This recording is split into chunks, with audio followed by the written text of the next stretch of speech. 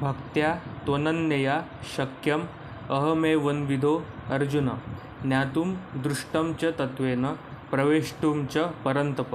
हे अर्जुना, मी जसा तुझ्यासमोर उभा आहे तसे मला केवळ अनन्य भक्तियोगानेच जाणणे शक्य आहे आणि या प्रकारे मला साक्षात पाहता येते. केवळ याच मार्गाने तू माझ्या रहस्यमय तत्वात प्रवेश करू शकतोस. तात्पर्य: अनन्य भक्तियोगानेच श्रीकृष्णांना जाणणे शक्य आहे. ही गोष्ट श्रीकृष्ण या श्लोकामध्ये विस्तृतपणे वर्णन करून सांगतात, कारण यामुळे तर्काने भगवद्गीता जाणण्याचा प्रयत्न करणारे अनधिकृत भाष्यकार जाणू शकतील की ते केवळ कालाप्यय करीत आहेत.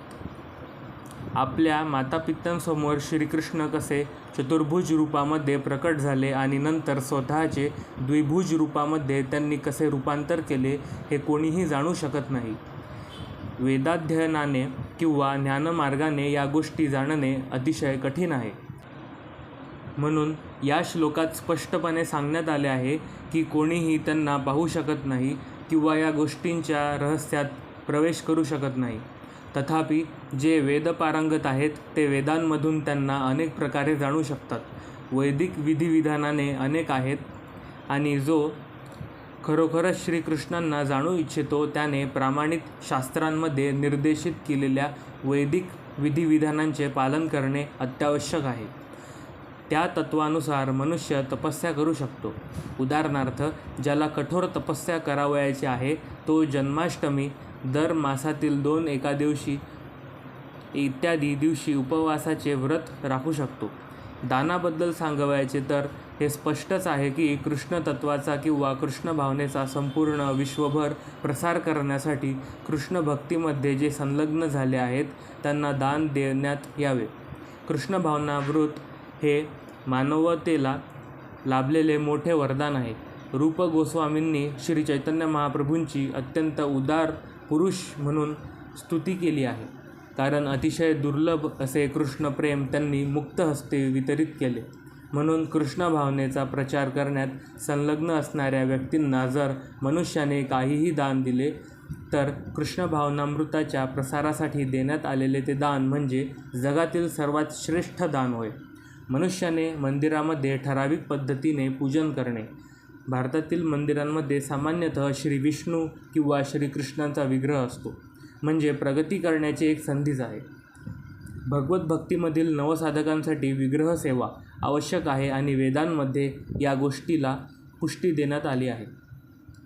यस्य देवे परा भक्तिर्यथा देवे तथा गुरो तस्सैते कथिता रता प्रकाशन्ते महात्मन. ज्या मनुष्याकडे अनन्य भगवत भक्ती आणि त्याचा अढळ दृढ विश्वास असणाऱ्या आध्यात्मिक गुरूद्वारे ज्याला मार्गदर्शन प्राप्त झाले आहे त्याला साक्षात्काराद्वारे भगवत दर्शन होऊ शकते.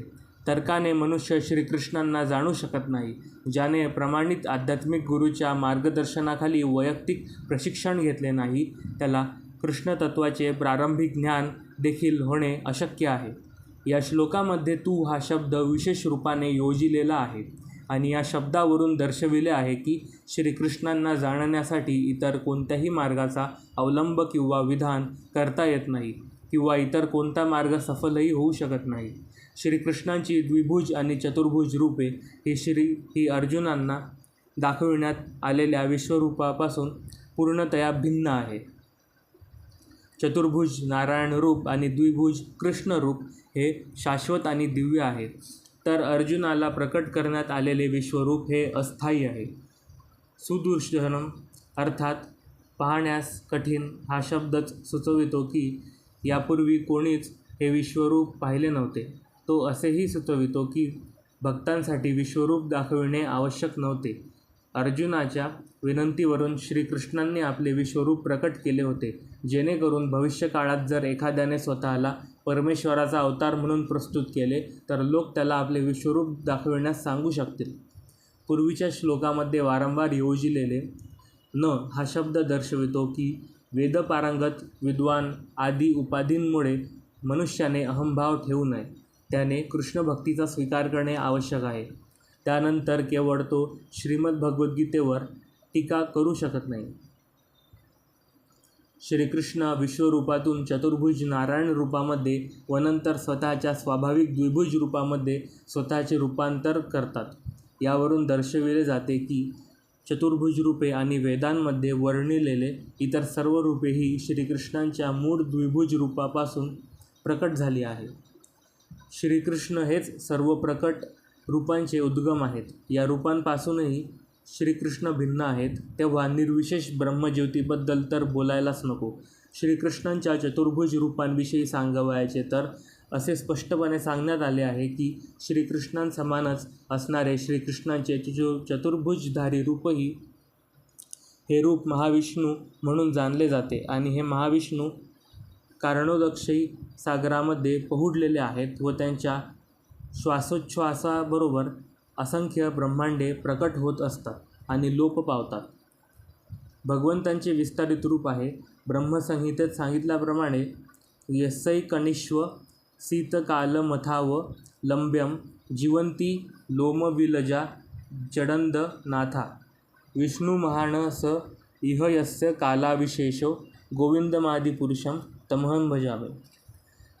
ज्या महाविष्णूंच्या केवळ श्वासोच्छ्वासाबरोबर असंख्य ब्रह्मांडे प्रकट होत असतात आणि लोप पावतात, ते महाविष्णूसुद्धा श्रीकृष्णांचे विस्तारित रूप आहे. म्हणून मी सर्व कारणांचे कारण श्रीकृष्ण गोविंद यांना सादर वंदन करतो. म्हणून मनुष्याने निश्चितपणे श्रीकृष्णांच्या मूळ रूपाला सच्चिदानंद पुरुषोत्तम भगवंत म्हणून भजावे. श्रीकृष्ण हे सर्व विश्वरूपांचे आणि सर्व अवतारांच्या रूपांचेही उगमस्थान आहे आणि भगवद्गीतेत सांगितल्याप्रमाणे तेच मूळ आदिपुरुष भगवान आहेत. वेदांमध्ये आपल्या पुढील वर्णन आढळतो. सच्चिदानंद रूपाय कृष्णाय क्लिष्टकारिणे नमो वेदांत विद्याये गुरुवे बुद्धी साक्षिणे. मी सच्चिदानंद श्रीकृष्णांना सादर वंदन करतो. मी त्यांना वंदन करतो कारण त्यांना जाणणे म्हणजेच वेद जाणणे होय आणि म्हणून ते आद्य गुरु आहेत. नंतर म्हटले आहे की कृष्णो वै परम देवतम. श्रीकृष्ण हेच पुरुषोत्तम भगवान आहेत. एको वशी सर्वग कृष्ण इण्य. श्रीकृष्ण हेच एकमेव भगवान आहेत आणि ते पूजनीय आहेत. एकोपी संबहुधा यो व भाती. श्रीकृष्ण हे एकमेवाद्वितीय आहेत, परंतु तेच अनंत रूपामध्ये आणि अवतारांमध्ये प्रकट होतात. ब्रह्मसंहितेत सांगितले आहे की ईश्वरम परम कृष्ण सच्चिदानंद विग्रह अनादि गोविंद सर्व कारणम कारण. श्रीकृष्ण हे परमेश्वर आहेत आणि त्यांचा विग्रह सच्चिदानंद आहे. त्यांना आदी नाही कारण ते सर्वांचे आदी आहेत. ते सर्व कारणांचे कारण आहेत. इतरत्र म्हटले आहे की यत्रावतीर्ण कृष्णाख्य परमब्रह्म नराकृती. परमब्रह्म हे एक व्यक्ती आहे. त्यांचे नाव कृष्ण आहे आणि ते कधीकधी या भूतलावर अवतीर्ण होतात. त्याचप्रमाणे श्रीमद भागवतात आपल्याला भगवंतांच्या सर्व अवतारांचे वर्णन आढळते आणि यामध्ये श्रीकृष्णांचेही नाव आहे. परंतु नंतर म्हटले आहे की श्रीकृष्ण हे एक अवतार नसून ते स्वयं पुरुषोत्तम भगवान आहेत. त्याचप्रमाणे भगवद्गीतेतही भगवंत सांगतात की मत्त मरतरम न्यायत. माझ्या पूर्ण पुरुषोत्तम भगवान या रूपापेक्षा इतर काही श्रेष्ठ नाही.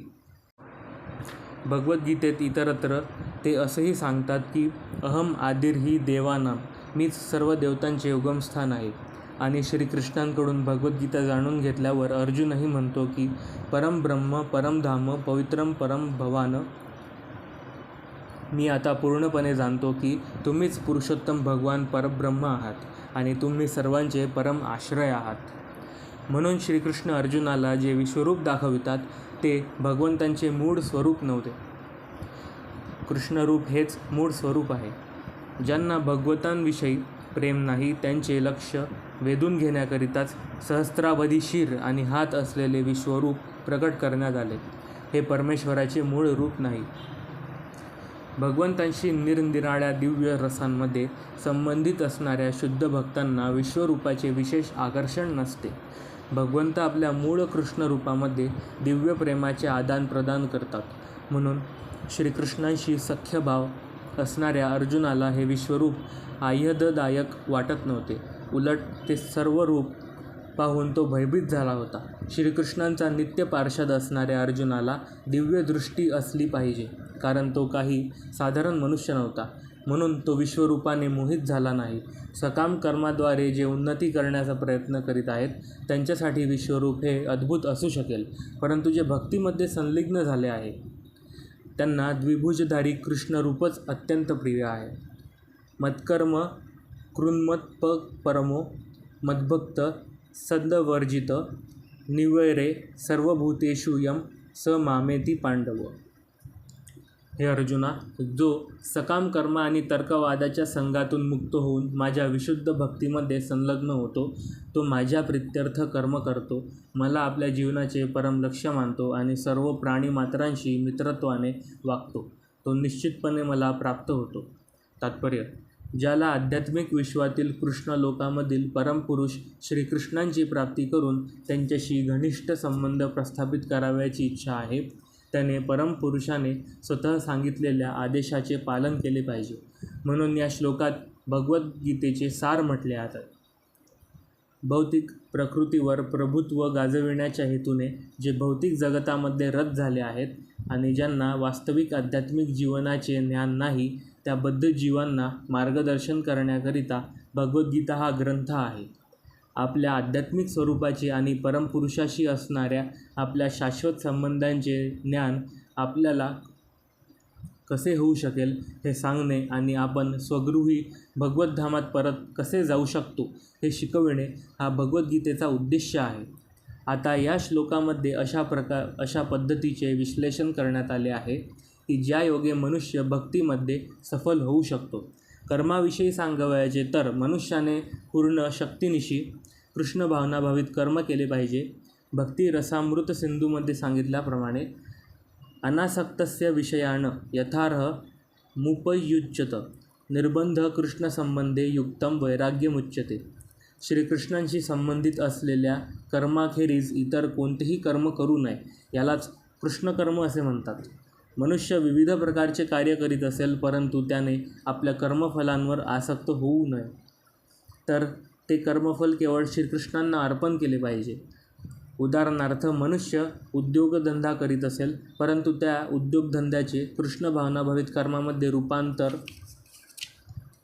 करण्याकरिता त्याने श्रीकृष्णांप्रीत्यर्थ उद्योगधंदा केला पाहिजे. जर श्रीकृष्ण हे उद्योगधंद्याचे मालक असतील तर श्रीकृष्णांनी उद्योगाद्वारे प्राप्त होणाऱ्या नफ्याचा भोग घेतला पाहिजे. जर एखादा व्यापारी लाखोपती आहे आणि जर त्याला हे सर्व धन श्रीकृष्णांना अर्पण करावयाचे असेल तर तो अर्पण करू शकतो. हे कर्म श्रीकृष्णांप्रीत्यर्थ कर्म होते. स्वतःच्या इंद्रियतृप्तीकरिता गगनचुंबी इमारत बांधण्याऐवजी तो श्रीकृष्णांसाठी एखादे सुंदर मंदिर बांधू शकतो आणि अधिकृत भक्तिशास्त्रांमध्ये सांगितल्याप्रमाणे श्रीकृष्णांच्या विग्रहाची प्रतिष्ठापना करून विग्रह सेवेची व्यवस्था करू शकतो. हे सर्व कृष्णकर्म होय. मनुष्याने कर्मफलावर आसक्त असू नये, तर कर्मफल हे श्रीकृष्णांना अर्पण केले पाहिजे आणि श्रीकृष्णांना अर्पिलेल्या नैवेद्याचे अवशेष त्याने प्रसाद रूपाने ग्रहण करावे. जर एखाद्याने कृष्णांकरिता विशाल मंदिर बांधले आणि श्रीकृष्णांच्या विग्रहाची प्रतिष्ठापना केली तर तो मनुष्य त्या ठिकाणी राहू शकतो, परंतु त्याने जाणले पाहिजे की श्री मंदिरांचे स्वामी श्रीकृष्ण आहेत. यालाच कृष्ण भावना असे म्हणतात. तथापि जर मनुष्याला श्रीकृष्णांकरिता मंदिर बांधता आले नाही तर तो कृष्ण मंदिर स्वच्छ करू शकतो. हे सुद्धा कृष्णकर्मच आहे. मनुष्य एखादा बगीचा बनवू शकतो ज्याच्याजवळ जमीन आहे. निदान भारतामध्ये गरीब मनुष्याकडेही थोडीफार जमीन असते. तो जागेमध्ये श्रीकृष्णांना अर्पण करण्यासाठी फुलबाग निर्माण करू शकतो व अशा रीतीने त्या जमिनीचा उपयोग श्रीकृष्णांप्रीत्यर्थ करू शकतो. तो तुळशीची रोपे वाढवू शकतो, कारण तुलसीपत्र अत्यंत महत्त्वपूर्ण असते आणि श्रीकृष्णांनी यासंबंधी भगवद्गीतेमध्ये सांगितले आहे की पत्रम पुष्पम फलम तोयम.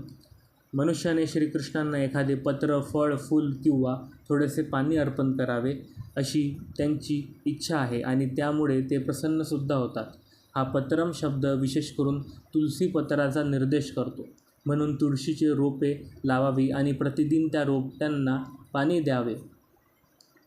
अशा प्रकारे अत्यंत गरीब मनुष्यही श्रीकृष्णांची सेवा करू शकतो. मनुष्य कशा प्रकारे कृष्णकर्म करतो हे दाखविण्यासाठी उपर्युक्त काही उदाहरणे देण्यात आली आहे.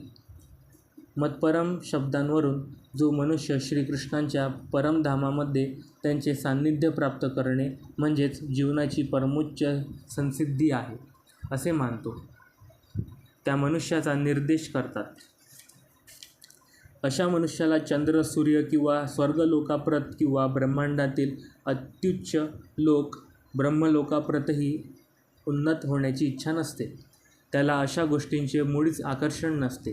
आध्यात्मिक विश्वाप्रत उन्नत होण्याची त्याला आकर्षण असते आणि आध्यात्मिक जगतातही ब्रह्मज्योतीमध्ये विलीन होण्यात तो समाधान मानित नाही, कारण त्याला अत्युच्च आध्यात्मिक लोकामध्ये कृष्णलोक, गोलोक, वृंदावनामध्ये प्रवेश करण्याची इच्छा असते. कृष्णलोकाचे त्याला पूर्ण ज्ञान असते, म्हणून त्याला इतर कोणत्याही लोकांचे आकर्षण नसते. मदभक्त या शब्दावरून दर्शविल्याप्रमाणे तो परिपूर्णपणे भक्तीमध्ये, विशेष करून श्रवण, कीर्तन, स्मरण, अर्चन, पादसेवन, वंदन, दास्य, सख्य किंवा आत्मनिवेदन या नवविधा भक्तिसेवेमध्ये संलग्न होतो. सर्व 9, 8 किंवा 7 किंवा निदान 1 भक्तिसेवेमध्ये संलग्न होता येते. त्यायोगे निश्चितच मनुष्याचे जीवन परिपूर्ण होते. संगवर्जित हा शब्द अत्यंत महत्त्वपूर्ण आहे. जे लोक श्रीकृष्णांचे विरोधक आहेत त्यांच्या संगतीचा त्याग केला पाहिजे. केवळ नास्तिकच श्रीकृष्णांचे विरोधक आहेत असे नव्हे, तर जे सकाम कर्मात आसक्त आहेत आणि जे तर्कवादी आहेत ते सुद्धा श्रीकृष्णांचे विरोधकच आहेत. म्हणून शुद्ध भक्तीचे विश्लेषण भक्ती रसामृत सिंधूमध्ये पुढील प्रमाणे करण्यात आले आहे. अन्याभिलाषिता शून्य ज्ञानकर्माद्यनावृत आनुकूल्येन कृष्णानुशीलनम भक्तिरुत्तमा. या श्लोकामध्ये श्रील रूप गोस्वामी स्पष्टपणे सांगतात की जर कोणाला अनन्य भक्ती करावयाची असेल तर त्याने सर्व भौतिक विकारांतून मुक्त होणे आवश्यक आहे. जे तर्कवादी आहेत आणि जे सकाम कर्म करण्याच्या अधीन झालेले आहेत त्यांच्या संगतीतून मनुष्याने पूर्णपणे मुक्त झालेच पाहिजे. जेव्हा अशा कुसंगतीतून आणि भौतिक इच्छांच्या विकारांतून मुक्त झाल्यावर तो अनुकूलतेने कृष्ण ज्ञानाचे अनुशीलन करतो आणि यालाच शुद्ध भक्ती म्हटले जाते. अनुकूल्यस्य संकल्प प्रतिकूल्यस्य वर्जनम. मनुष्याने कृष्णचिंतन केले पाहिजे आणि श्रीकृष्णांकरिता प्रतिकूल रूपाने नव्हे तर अनुकूल रूपाने कार्य केले पाहिजे. कंस हा श्रीकृष्णांचा शत्रू आहे. श्रीकृष्णांच्या जन्मापासूनच कंसाने त्यांना मारण्यासाठी अनेक योजना आखल्या, परंतु सदैव अयशस्वी ठरत असल्याने तो सुद्धा सदैव कृष्णचिंतनच करत असे. याप्रमाणे कार्य करताना, भोजन करताना सर्व बाबतीत तो सदा सर्वदा कृष्णभावना भावितच असे. परंतु या प्रकारची कृष्णभावना ही अनुकूल नव्हे, कारण दिवसातील 24 तास सदैव जरी तो श्रीकृष्ण चिंतन करीत होता तरी त्याला राक्षस समजण्यात येते आणि शेवटी श्रीकृष्णांनी त्याचा वध केला, अर्थात श्रीकृष्णांकडून त्याचा वध होतो, त्याला मोक्षप्राप्ती होते. परंतु मोक्षप्राप्ती करणे हे शुद्ध भक्ताचे ध्येय नसते. शुद्ध भक्ताला मुक्तीचीही अभिलाषा नसते. सर्वोच्च लोकात गोलोक वृंदावनातही जाण्याची त्याला इच्छा नसते. तो कुठेही असला तरी कृष्णसेवा करणे हेच त्याचे एकमात्र ध्येय असते. कृष्णभक्त प्रत्येकाशी मित्रभावनेनेच वागतो. म्हणून म्हटले जाते की तो शत्रुरहित निवैर असतो. हे कसे काय? कृष्णभावनाभावित भक्त जाणतो की केवळ कृष्णभक्तीच मनुष्याला जीवनाच्या सर्व समस्यांतून मुक्त करू शकते. त्याला याचा वैयक्तिक अनुभव असतो आणि म्हणून त्याला कृष्णभावनेचा मानव समाजात प्रचार करण्याची इच्छा असते. भगवत भावनेच्या प्रचारार्थ ज्या भगवत भक्तांनी आपले प्राणही संकटात टाकले त्या भक्तांची अनेक उदाहरणे इतिहासामध्ये आपल्याला आढळतात. या बाबतीत प्रसिद्ध उदाहरण हे येशू ख्रिस्तांचे आहे. अभक्तांनी येशू ख्रिस्तांना क्रूसावर चढविले, परंतु भगवत भावनेचा प्रसार करण्यासाठी त्यांनी आपल्या जीवनाचीही आहुती दिली. अर्थात त्यांचा वध झाला असे म्हणणे उचित ठरणार नाही. त्याचप्रमाणे भारतातही हरिदास ठाकूर, प्रल्हाद महाराजांसारखी अनेक उदाहरणे आढळतात. भगवत भक्त का बरे याप्रमाणे आपले प्राणही संकटात घालतात? तर केवळ कृष्ण भावनेचा प्रसार करण्याचीच त्यांना इच्छा असते आणि असा प्रचार करणे अत्यंत कठीण असते. कृष्ण भावनाभावित मनुष्य जाणतो की श्रीकृष्णांशी असलेल्या आपल्या शाश्वत संबंधांच्या विस्मृतीने आपण दुःखी होतो. म्हणून आपल्या बांधवांना सर्व भौतिक समस्यांतून मुक्त करणे म्हणजे मानव समाजाचे सर्वोत्तम कल्याण होय. अशा रीतीने शुद्ध भक्त हा भगवत सेवेमध्ये संलग्न झालेला असतो. आता आपण कल्पना करू शकतो की जे भक्त श्रीकृष्णांसाठी आपले जीवनही धोक्यात घालून भक्तीमध्ये संलग्न असतात त्यांच्याविषयी श्रीकृष्ण किती कृपाळू आहेत. म्हणून देहत्यागानंतर अशा व्यक्तींच्या सर्वोच्च लोकामध्ये भगवत धामामध्ये प्रवेश हा निश्चित असतो. सारांश: अस्थायी विश्वरूप सर्वभक्षक काळाचे रूप आणि चतुर्भुज विश्वरूपही श्रीकृष्णांनी प्रकट केले. यावरून सिद्ध होते की श्रीकृष्ण हेच या सर्व रूपांचे उगमस्थान आहेत. असे नाही की मूळचे विश्वरूप आहे आणि त्यापासून श्रीकृष्णांची किंवा श्रीविष्णूंची अभिव्यक्ती झाली. श्रीकृष्ण हे सर्व रूपांचे मूळ आहेत. कृष्णरूपेही अगणित आहेत. परंतु भक्ताला श्रीकृष्णांच्या मूळ द्विभुज रूपधारी श्यामसुंदर रूपावाचूनच इतर कोणतेही रूप महत्त्वपूर्ण नसते. ब्रह्मसंहितेत म्हटले आहे की जे श्रीकृष्णांच्या श्यामसुंदर रूपावर प्रेमाने आणि भक्तीने अनुरक्त झाले आहेत ते सदैव श्री श्यामसुंदर रूपाव्यतिरिक्त इतर काहीही आपल्या हृदयात पाहू शकत नाही. 11व्या अध्यायाच्या तात्पर्यावरून श्रीकृष्णाने हेच जाणले पाहिजे की कृष्णरूप हेच परमश्रेष्ठ आणि महत्त्वपूर्ण आहे. या प्रकारे भगवद्गीतेच्या विश्वरूप दर्शन योग या 11व्या अध्यायावरील भक्तिवेदांत भाष्य संपन्न.